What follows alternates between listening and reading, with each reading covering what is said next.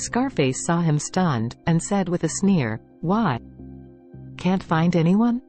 Gerald was about to open his mouth to speak, but unexpectedly, Scarface slapped him in the face, and Gerald staggered, knocking down the table and chairs. The audience was in an uproar.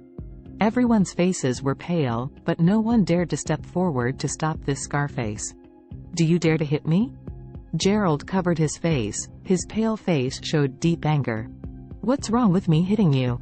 Scarface smiled, and kicked Gerald's stomach again, kicking Gerald to the ground, and follow-up was a violent beating. Gerald screamed when he was beaten, but at this moment, no one could help him. After a while, Gerald was beaten into a pig's head. His face covered in blood looked terrible.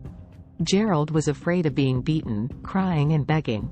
Big brother, I was wrong. Please stop beating." "Wrong?" Scarface snorted coldly. "Well, just do it. You F*** king pretend to be forceful with me. If I don't kill you, how will you get along? After speaking, greet the others. D***MN. Give me a hard hit." A crowd rushed up immediately, punching and kicking Gerald. Some people even smashed him with a baseball bat. The scene was terrible. Seeing that Gerald was beaten to death, Scarface walked in front of Steven at this time, and threatened coldly, "Your friend pretended to be forceful with me. The original 20% has now become 40%. If you don't agree, his fate is what awaits you too." Steven was panicked, but if he wasted 40% of his shares in one go, wouldn't he become a part-time job holder for this gang? So he plucked up the courage and said, "If you want 40%, then you might as well kill me." Scar frowned and said coldly, "Okay. Then I will fulfill your wish." After speaking, he immediately took out a bright sharp knife from his pocket. Everyone was frightened, and the female classmate even screamed. Charlie saw that the Scar was about to act on Steven, and immediately blurted out, "Put the knife down for me." The Scarface turned his head and cursed, "Who the F*** wants to die?" Turning his head, he saw Charlie. His eyes were puzzled at first, and then turned into a deep panic. He knelt on the ground with a plop. When everyone hadn't recovered, the Scarface had already lost the sharp knife, slammed his bow left and right, and confessed, "Mr. Charlie, sorry. I didn't know you were here, I didn't see you here." Charlie was taken aback for a moment, looked at Scarface, and said, "Do you know me?" Scarface nodded vigorously, and said, "Mr. Charlie, I am Brother Biao's subordinate. I have seen you in Classic Mansion." Charlie suddenly realized. It turned out to be so. It was Orville's younger brother who was troubled by Gerald and Harold in Classic Mansion that day, named Biao. This person was Biao's subordinate. No wonder he was so scared to see him.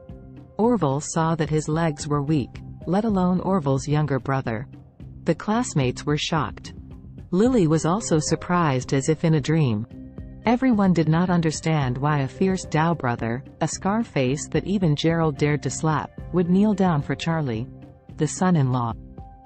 Still showing a look of fear of Charlie?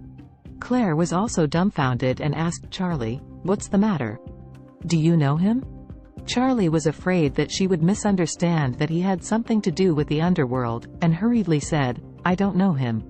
When Scarface saw this, he hurriedly said, "I don't know Mr. Charlie, and Mr. Charlie doesn't know me. I just keep hearing about Mr. Charlie's name and I admire it. This a dollar shoal son-in-law? This man is respecting Charlie? Everyone can't accept this reality, it's really magical." Scarface hurriedly said to Steven, "You are Mr. Charlie's friend. From now on, your restaurant will be covered by me, and I won't charge you any protection fee. If anything happens, I will help you settle it." When this remark came out, everyone was shocked. Lily cried with surprise in her heart. On this day, the contrast is too exciting. Because of Charlie's face, they saved 40 shares. More importantly, this Scarface was willing to cover the hotel for free in order to curry favor with Charlie. Now they can do business with peace of mind. Charlie is a life-saving grace. Steven was also grateful, and said sincerely, "Charlie, I am really grateful for this matter." Charlie smiled and said, "Thanks to me, you are too far-sighted." Scarface looked at Gerald, who had been beaten unconscious, and said with horror and worry, I'm sorry, Mr. Charlie, I beat your friend. Charlie said lightly, it doesn't matter, he is not my friend, just an acquaintance, and there is no friendship. After all, he said again, you send him to the hospital, don't affect the opening ceremony here.